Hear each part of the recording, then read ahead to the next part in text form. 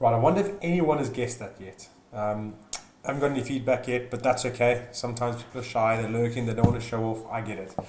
Right, good evening, welcome, or good afternoon, good morning, good early morning, good really late evening. It depends on when you listen to this. But welcome back to the Identity Human podcast. And I'm going to be introducing my co-host, Ray. She's not here. I'm really sorry to disappoint you guys, but Ray's not joining us tonight, but that's okay. That's the point of a co-host. Sometimes we're going to be busy, but what we want to really create is some consistency. So again, we're going to keep forging ahead, and we're going to upload weekly as best we can, never choosing to not do it unless it's out of our control, because that's going to be consistent, and what we're going to create in terms of mindset and mentality is consistency. So we've got to have some integrity behind that.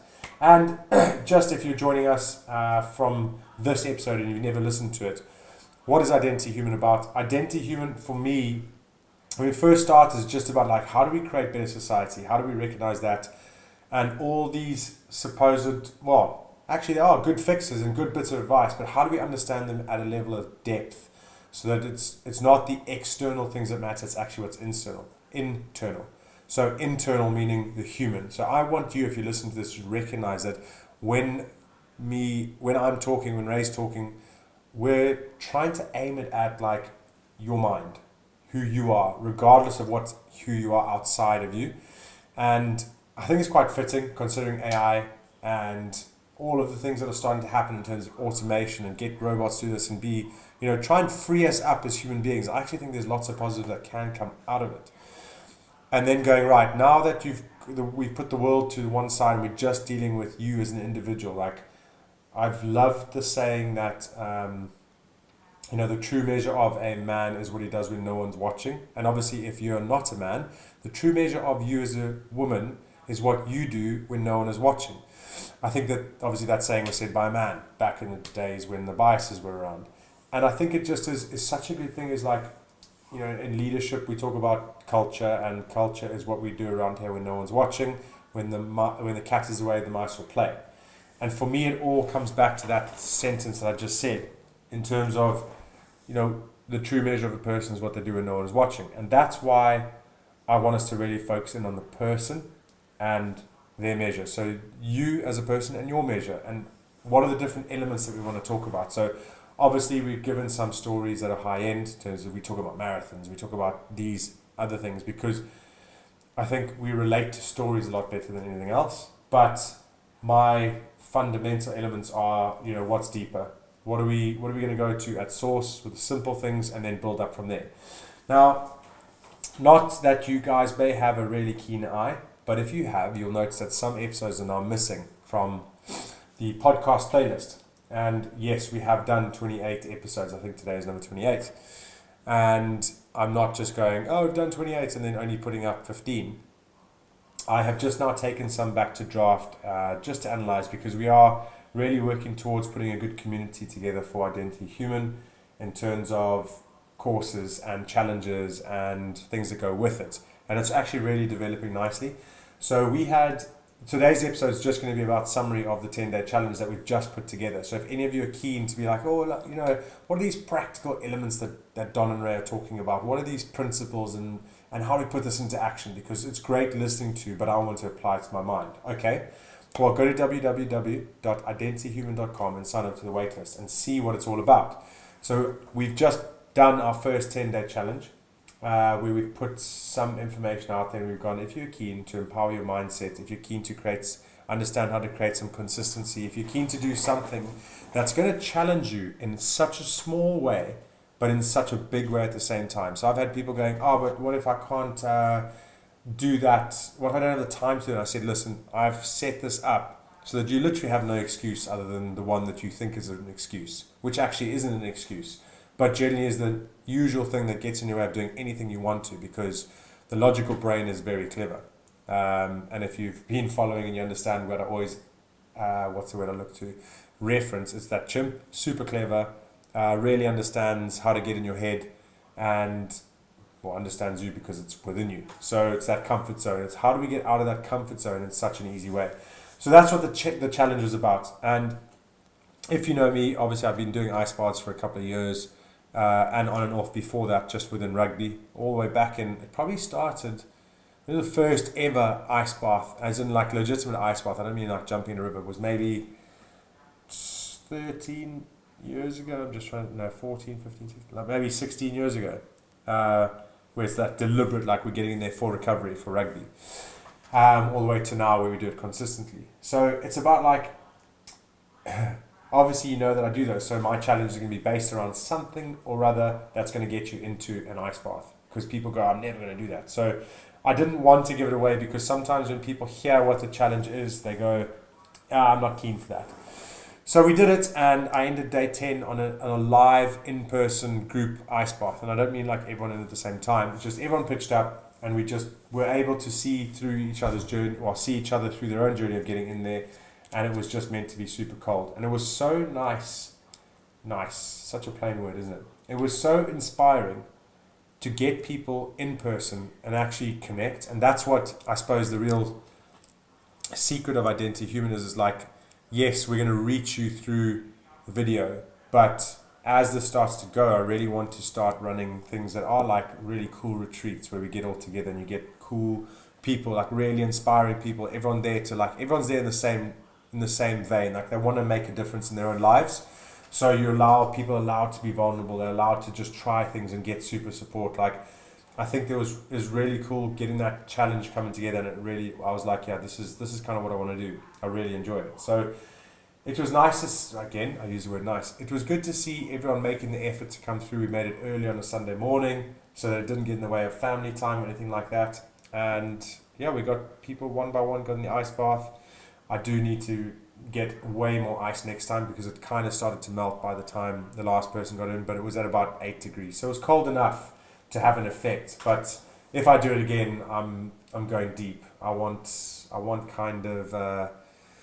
2 degrees, because I want it to be like, I want to leave a mark.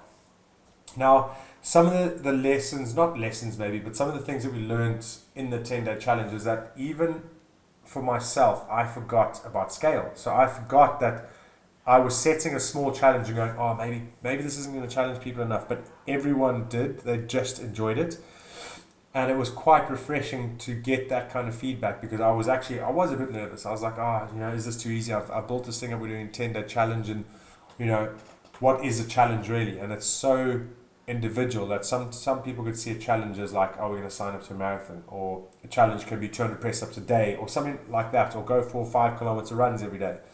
But this was just a lot simpler, a lot more accessible. What I liked about it is it gave something that was simple and easily accessible power. And in terms of what I mean by power is an empowering power. So it gave people like something that they thought was big in their mind, got them to do it by explaining, do it this way, and here's the principle that you've got to think about. Like, this is what we're fighting.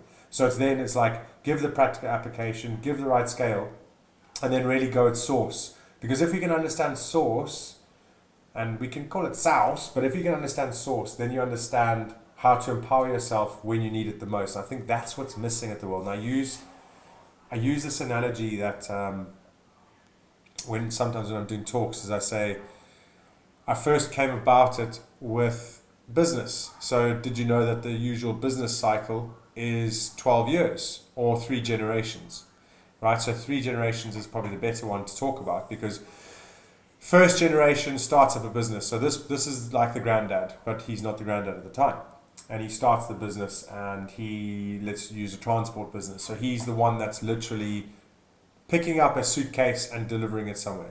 Then he gets a cart or a horse and a cart, and he puts all of the things that he needs to deliver on the cart and then delivers it. So he's constantly interacting with the customers. He knows how to sell what he does. He knows the finances. He's doing everything all at once. So he's learning it inside and out. Then he builds it out till he gets employees and he gets people to help him, and it goes great. And then what happens is the son comes along. So now we've got second generation. So son doesn't know what it's like to be delivering stuff by hand. He doesn't know what it's been like to be customer facing. He's now taking on a running business and having to make sure it keeps running the way it does and improve it. Right? So he's missed maybe the bottom quarter of learns that really helped his dad to run that business to the point where it was so successful you could hand it down. Go on a few years, and then we've got grandson now coming on board. So son of son of son. So the son of the dad who originally started it. I hope you're with me. And the grandson, so we'll call him grandson, third generation, he comes in at, say, step 50 of 100. So he comes in halfway through business evolution. So he's now dropped the first 50 steps that are so important to the foundations of that business, that he then starts to let things drop because he doesn't know the ins and outs of deliveries, he hasn't got the experience or the failures that have happened. So then his decision making is based on what he sees lacking the experience. And eventually that business starts to make more mistakes unless they pivot, unless they change how it is. If they try and keep it the same, that business will fail. And this get me thinking the analogy with that, or not the analogy necessarily, but the parable, no, it's an analogy, is if you consider any growth that we have, our minds, on a ladder that has got 100 rungs on it, all of the solutions at the moment I feel are coming at like step 50 and up. And it really frustrates me because I was trying those solutions. I was trying step 50 and up, and they just didn't work. You know, you read a book, Habit Stacking, and it teaches, like, it's great. It's habit stacking, but I think we can go even deeper, because when you try something at step 50, you can keep it going, but eventually it's going to lose its impetus. It's going to lose its effect on you because you don't understand the ins and the outs. So we spoke about the principle of duality. I think we did a while ago. And duality is basically like every coin has two sides. And it's very fine. So like yin yang is great. If you can understand both sides of the coin of the thing that you're trying, it allows you to prepare for when the dark side of that coin does hit. Does that make sense? And I feel like we miss that because we don't go to source. But when we're at source, I feel like source is the midpoint. So it's kind of looking at things from both sides, going, oh yes, look at that. Oh, that's the bad side, that's the good. Let's go ahead. Then we're going to lean into the good, and we're going to prepare for when the bad wants to hit. Then the bad hits, and they can swat it off. And just by being prepared, i.e., self-awareness, you're able to move through things a lot quicker. And that's kind of where I feel, wow, we went on a really long tangent there. That is kind of where we started to build in the 10-day challenge. Is it's going, yes, here's a simple thing for you to try, simple challenge, but this principle is going to help you, and this principle is going to help you. And then obviously what we're going to do next is we're going to release a course off that. So that course is going to be a 12-week course, and that course is going to be more of the principles. If you've listened to some of the podcast and every episode, then you'll understand what we'll be dealing with in the course. And that course will be run over 12 weeks. It'll be pre-recorded so you can get through it in your own time. And then I'll be going bi-weekly live. So that's where we get the Q&As. And then you've got community stuff on the side where people can ask questions, we interact, we give giveaways, we do some practical work in terms of, here's a workbook, here, write this for us, for yourself, and then we can kind of review it in time. Along with that, we will do an i3 profile. So if people sign up, they get a profile test, and that comes at great value. Like, we almost value this at just the first two things, which is the i3 profile. And then it'll be a DNA of a champion, which is kind of a mental toughness test or questionnaire, not a test. And that's based on our very unique model that takes what currently is done around the world as MTQ48. Don't worry about the fine details here. And it pairs it with Clive Woodward, who made his own model on DNA of a champion. So what kind of people do you need in a team? But obviously what they look at is the mentality of it, how we can make ourselves champions of our lives. And I really like that. So that DNA of a champion gets done at the beginning, and then it gets done at the end once you finish the program to give you insights. So sometimes your good scores might go less because you've learned a lot about yourself and you realize, oh, I actually wasn't as good as I thought. And that's kind of goes into how we get wise. There's no score that's a bad score or a good score. They're just a score to help you learn from. And that's what I really like about it, is if you score a 9 out of 10 on mental toughness, I can guarantee you after 3 months of working with someone that's good at what they do, that 9 out of 10 is going to drop, because you're going to realize you may have been overconfident, you may have missed something. And so it's just about making sure that we are right in the middle, if that makes sense. When you get a 5 out of 10, that's okay. It's not bad. It's just where you are currently. And for any of you that are like, Don, what are you talking about in terms of wisdom? I'm going to repeat the steps here that I've repeated a few times. Well, maybe just the last time. But I came across this in a book. I wrote it down, and 3 years later, it came to me. So as in I saw it again, and it's 6 steps to wisdom. And this is where I really like in terms of circular thinking or self-awareness, and recognizing that people that say they're self-aware have missed step 5 and 6. So step 1, as in we can always be more self-aware. And I know I don't want you going down to the tangent of like, oh, but there's a limit. I'm like, no, there isn't. What you have to get to is the understanding of self-awareness, not chasing it, if that makes sense. So like just constantly being a fly on the wall. But these steps are, just to stick to points, step 1, we live. Step 2, we make mistakes. Step 3, we learn from the mistakes, and we repeat that pattern over and over again. Till you get to step 4, which is you get wise to the mistakes, so you stop making them. And then you repeat that pattern over and over again. And everyone thinks that that is the cycle to wisdom. But there's actually, and this is why I like this, the step 5 is that you realize that the wisdom you gained in step 4 isn't actually wisdom at all. And therefore gaining new wisdom. No, we're going deep, right? Which is awesome. I love that, because now you can think about those times where you look back in your life and you go, yeah, I was really confident that I knew my stuff then, but actually I really didn't.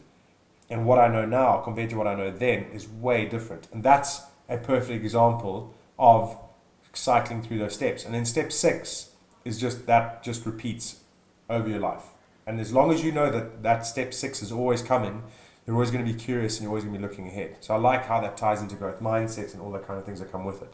So if you've listened this far, I hope it's kind of given you a good overview of the 10-day challenge, what I got out of it, what we're doing next, and just where Identity Human is at the moment. Because, and perhaps I haven't actually drawn you into it, but I'm really excited about the direction that this can take. So yes, digital course and retreats and in-person things where we just are creating really awesome communities. But actually at the end of the day, it's creating a brand that everyone can relate to in one way or another, that when you interact with it, you come away empowered. It's not creating a lifelong reliance on it. I don't want that. I want people to be loyal just because they recognize the value that it gave them, not that it's a coping mechanism, and really just trying to empower people, because I've got 4 kids and I want them to go into great society. I want them to go into great community, and that means that we've got to start doing the work now to help the shift along for when they get older. And I think it's that selfless thing of creating a legacy that's got nothing to do with who you are or what your name is, but what characteristics you leave behind so that other people can benefit from that. And so I'm big on that. I'm big on creating really cool communities that are empowered and want to just help people out. So that's the direction we're going, and I appreciate you being on board and listening and just doing your thing. So thanks very much for listening. It doesn't have to be long, it just is. So that's taken us to about 18 to 20 minutes. I appreciate you, and thank you for listening again. I hope you have a great week, and we'll see you again in a week's time for another update, or maybe a new principle, or maybe getting some breath work, because we haven't done any breath work stuff yet, so I need to do that. I'm keen to share it. So have a great week. Remember, I'll look after me for you, and you look after you for me. Ubuntu, we are who we are through others.